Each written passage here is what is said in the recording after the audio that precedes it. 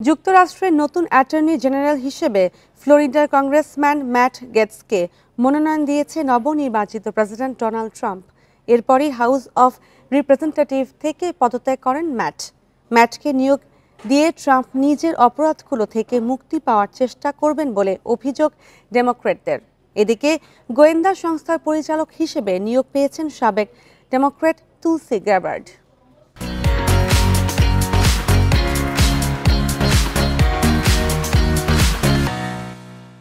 যুক্তরাষ্ট্রের নতুন মন্ত্রিসভা ও সরকারি পদগুলোতে নিয়োগ দিতে শুরু করেছেন নবনির্বাচিত প্রেসিডেন্ট ডোনাল্ড ট্রাম্প। এরই মধ্যে বেশ কয়েকটি গুরুত্বপূর্ণ পদে নিয়োগের ঘোষণা দিয়েছেন তিনি।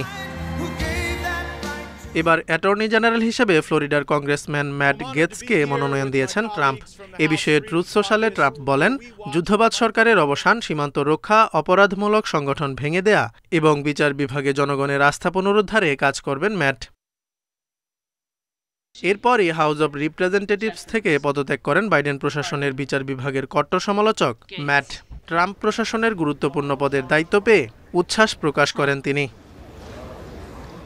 নতুন অ্যাটর্নি জেনারেল মনোনয়ন ইস্যুতে ট্রাম্পের সমালোচনা করেছেন ডেমোক্র্যাটরা। এর মাধ্যমে ট্রাম্প নিজের অপরাধগুলো থেকে মুক্তি পাওয়ার চেষ্টা করবেন বলে অভিযোগ তাদের। তাছাড়া ডেমোক্র্যাটদের শঙ্কা, নিজের বিরুদ্ধে যৌন কেলেঙ্কারি সংক্রান্ত বিচার বিভাগীয় নথির অ্যাক্সেস পাবেন ম্যাট। এদিকে গোয়েন্দা সংস্থার পরিচালক হিসেবে সাবেক ডেমোক্র্যাট তুলসি গ্যাবার্ডকে মনোনয়ন দিয়েছেন ডোনাল্ড ট্রাম্প। এক বিবৃতিতে ট্রাম্প বলেন, ভারতীয় বংশোদ্ভূত তুলসি গ্যাবার্ড অভিজ্ঞ ব্যক্তি এবং যুক্তরাষ্ট্রের গোয়েন্দা সম্প্রদায়ের কাছে তার বর্ণাঢ্য কর্মজীবন সাহস যোগাবে।